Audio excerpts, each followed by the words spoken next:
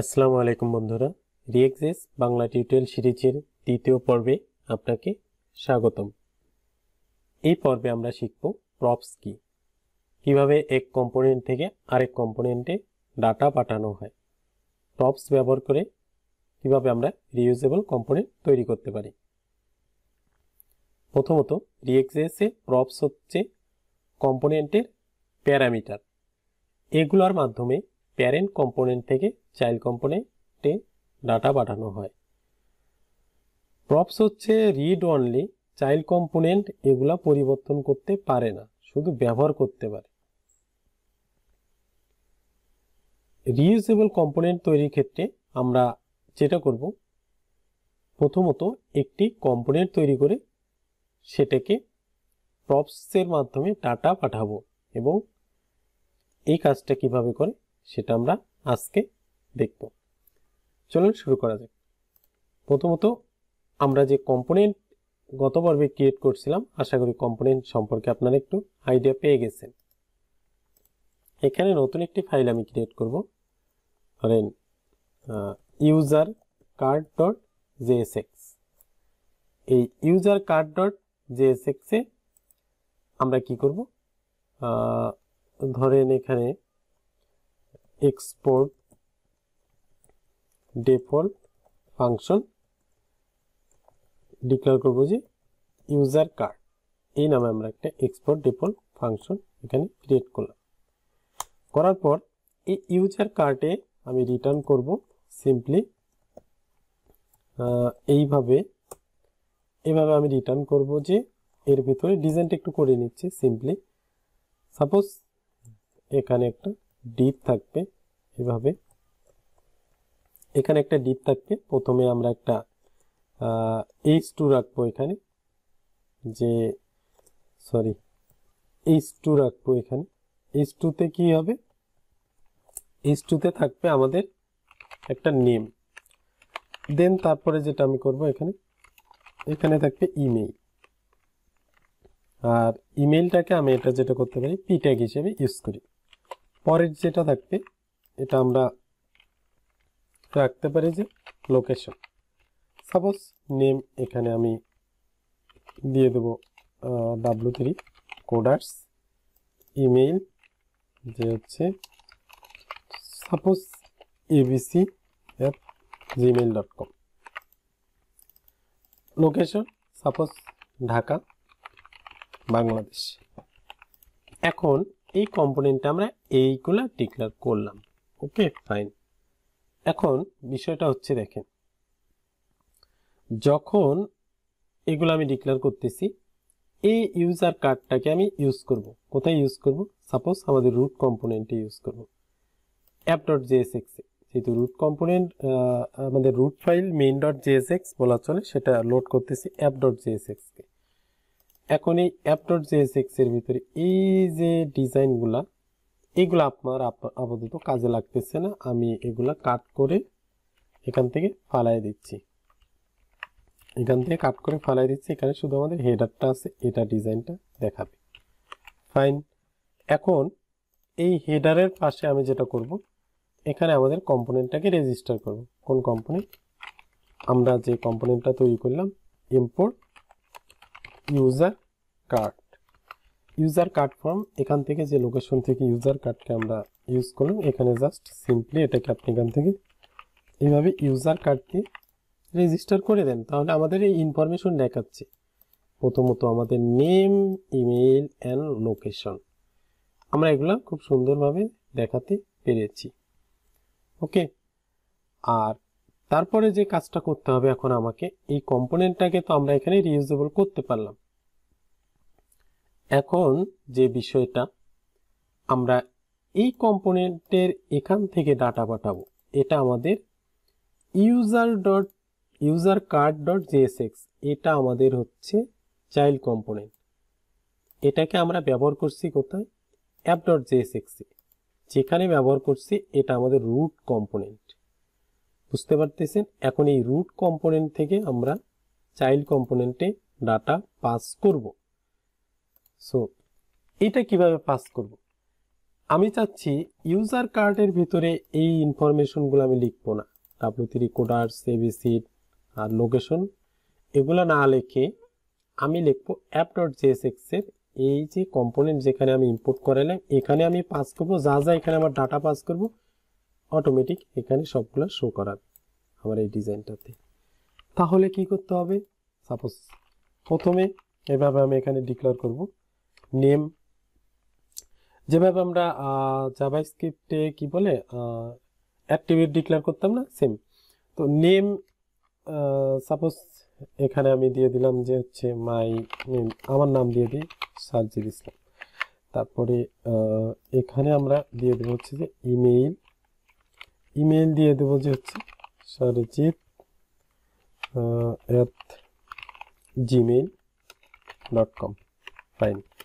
তারপরে location, suppose location দিয়ে দিচ্ছি ঢাকা, বাংলাদেশ।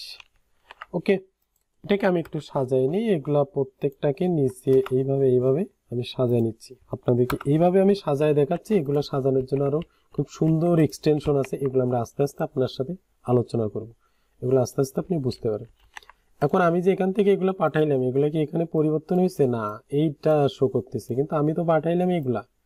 তো এইগুলা ডাটা যে আমি পাঠাচ্ছি এখান থেকে, এটাকে আমাকে রিসিভ করতে হবে যে ইউজার কার্ডের ভিতরে প্রপস দিয়ে। এই ডাটাগুলোকে আমি যখন নিয়ে রিসিভ করব এটাকেই বলে প্রপস।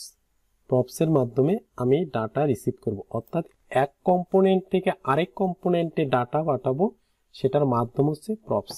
সো আমি এখানে এটা ডিক্লেয়ার করতে পারি যে এইভাবে প্রপস, PROPS। এই যে আমি এখানে প্রপস ডিক্লেয়ার করলাম, করার পর আমি সিম্পলি এখানে একটু কনসোল লগ করতে চাই যে সাপোজ প্রপস, এইভাবে প্রপস লেখার পর আমি এই প্রপসটাকে কনসোল লগ করব যে আমাদের এখানে প্রপসে কিছু আসতেছে কিনা। সাপোজ ইন্সপেক্ট করলাম, এখানে আমরা কনসোলে আসবো, কনসোলে এসে জাস্ট আমি এখান থেকে একটু রিলোড দিই, রিলোড দেওয়ার সাথে এই দেখেন প্রপসে আমার ডাটা চলে গেছে, নেম সার্জিদ ইসলাম, লোকেশন এবং হচ্ছে ইমেইল, লোকেশন দেন নেম, এইগুলা কিন্তু আমার এখানে চলে আসছে ডেটা। তার মানে আমি প্রপসে পাচ্ছি এইভাবে ডেটা। এখন যদি আমি এইভাবে ডিক্লেয়ার করি এখান থেকে এই জায়গায় প্রপস, সেমভাবে প্রপস ডট নেম, তাহলে কি শো করবে? দেখেন আমি সেভ দিলাম, দেওয়ার সাথে দেখেন চেঞ্জ হয়ে গেল। তার মানে প্রপস ডট নেমস দেওয়ার সাথে এটা চেঞ্জ হয়ে যাচ্ছে। তারপরে আমি যেটা করব এখান থেকে প্রপস, আর এখানে ডাটা প্রিন্ট করার জন্য এইভাবে আমাকে ব্র্যাকেট ইউজ করতে হবে। এটা হচ্ছে নিয়ম রিয়েক্টের। এখানে যেটা হবে ইমেইল, প্রপস ডট ইমেইল, দেন আরেকটা বাকি আছে সেটা হবে প্রপস ডট লোকেশন। তাহলে এখানে আমি যা যা পাস করছি এগুলো আমাদের এখান থেকে সব সুন্দরভাবে এই জায়গায় কিন্তু দেখাচ্ছে। এখন দেখেন app.jsx এ আসার পর আমি এই উইন্ডোটাকে একটু এখানে ছোট করে নিয়ে আসি, একসাথেই যেন দেখা যায় সব কিছু, সেটা ব্যবস্থা করতেছি আমি একটু ওয়েট, তাহলে মেবি সব থেকে বেটার হবে। তাহলে আমরা রিয়েল টাইম চেঞ্জেসটা এক স্ক্রিনেই দেখতে পারবো। ঠিক আছে, তো এখানে আমি সার্জিদ ইসলাম দিলাম, দেওয়ার পর এটা কেটে দিচ্ছি, W3 কোডার্স লেখার সাথে আমি সেভ দিলাম, এই দেখেন এখানে কিন্তু চেঞ্জ হয়ে গেছে। দেন আমি যদি এখানে চেঞ্জ করি যে coders@gmail.com, এটাও কিন্তু চেঞ্জ হয়ে যাচ্ছে। এখান থেকে যে আমরা ডাটা পাঠাচ্ছি এটা কিন্তু এখানে আপডেট হয়ে যাচ্ছে। এটাই হচ্ছে আমাদের প্রপস, এইভাবে আমরা ডাটা পাঠাইতে পারি। দেখেন আমরা চাইলে কিন্তু এই যে ইউজার কার্ডটা আছে এখানে একবার ইউজ করছি, সেম ভাবে এইটা আমরা কিন্তু এখানে কয়েকবার ইউজ করতে পারি। এই দেখেন আরেকবার ইউজ করছি, এটা কিন্তু একবার দুইবার শো করাইছে। সাপোজ এখানে আপনি অন্য নাম দেন, সমস্যা নেই, এখানে দেন হচ্ছে যে এইভাবে যে হচ্ছে জিশান খান, তাহলে এখানে জিশান খান চলে আসতেছে, এখানে তার ইমেইল সেটাও দেখাচ্ছে, লোকেশন সাপোজ যে রংপুর, বাংলাদেশ সব কিছু শো করাচ্ছে। এখানে চাইলে আপনি আরো এটাকে এভাবে কপি করে করে এগুলো ইউজ করতে পারবেন। আর এটাই হচ্ছে প্রপস এর মাধ্যমে এইভাবে আমরা ডেটা পাস করতে পারি। এখানে আরেকটি বিষয় আছে ইউজার কার্ড ডট জেএসপি। এখানে আমরা প্রপসকে কিভাবে রিসিভ করছি, প্রপস এই কথাটা দ্বারা, তাই না? এইভাবে কিন্তু আমরা এই কথাটা দ্বারা এখানে প্রপসকে আমরা এইভাবে কিন্তু আমরা এখানে ডিক্লেয়ার করেছি। এখন বিষয়টা হচ্ছে দেখেন, আমরা চাইলে এইভাবে না লিখে সরাসরি এইদিকে props dot name, props dot email এইভাবে না লিখে নেম, ইমেল, লোকেশন এভাবে লিখতে পারবো। কিভাবে? সাপোজ এখানে আমরা ডাটা রিসিভ করব, এভাবে একটা কি করব, কি কি ডাটা পাচ্ছি আমরা, নেম, তারপরে ইমেইল, দেন হচ্ছে লোকেশন। সরাসরি এইগুলাকে আমরা এইভাবে অ্যাক্সেস করতে পারবো, নেম, ইমেইল, লোকেশন। তাহলে আমাদের যে প্রপস কথাটা ছিল এখান থেকে সবগুলা থেকে প্রপসটা আমি বাদ দিয়ে দিলাম। এই দেখেন সব কিন্তু সুন্দরভাবে শো করাচ্ছে। এইভাবেই শো করাবেন, এটাই সব থেকে বেস্ট ওয়ে। আর এখানে আমরা ডেটা এইভাবে সেন্ড করতেছি। চাইলে এখানে আমরা ডেটা আরো কিভাবে শো করা দিতে পারি, চাইলে আমরা এখানে কনস্ট্যান্ট ডিক্লেয়ার করে ডেটা আমরা সুন্দরভাবে শো করাইতে পারি। কিভাবে? যেমন আমরা অবজেক্ট যদি এখানে পাঠাইতে চাই, সাপোজ এখানে এই জায়গাটাতে আমরা লিখতে পারি যে কনস্ট্যান্ট, ধরেন এগুলা ইউজারের একটা আমরা অবজেক্ট তৈরি করি, ইউজার অবজেক্ট, নেম থাকবে, নাম হচ্ছে এবিসি, তারপরে এর ইমেইল হচ্ছে এবিসি, সরি ইমেইল হচ্ছে abc@gmail.com, তারপরে এর হচ্ছে লোকেশন থাকবে, location, suppose location Rangpur, Bangladesh. Okay, তারপর তাহলে আমরা যেখানে ইউজারটাকে ডিক্লেয়ার করলাম, এই ইউজারটাকে আমরা এর ভিতরে ইউজার কার্ডের ভিতরে কিভাবে সেন্ড করতে পারি দেখেন। এইভাবে সেন্ড না করে সরাসরি আমরা এই অবজেক্টটাকে এখানে চাইলে সেন্ড করতে পারি। সাপোজ এইভাবে দিব, দেওয়ার পর জাস্ট এর ভিতরে 1 2 3 এইভাবে 3টা ডট দিবেন, দেওয়ার পর এটাকে পাস করে দিবেন। এখন এই দেখেন এটা কিন্তু সাথে চেঞ্জ হয়ে গেছে, দেখতে পাচ্ছেন এটা কিন্তু সাথে চেঞ্জ হয়ে গেছে। এখানে আপনি চাইলে এইভাবে আরেকটা পাস করতে পারেন, যে এটা গেল ইউজার, এটা আপনি দিয়ে দিতে পারেন যে হচ্ছে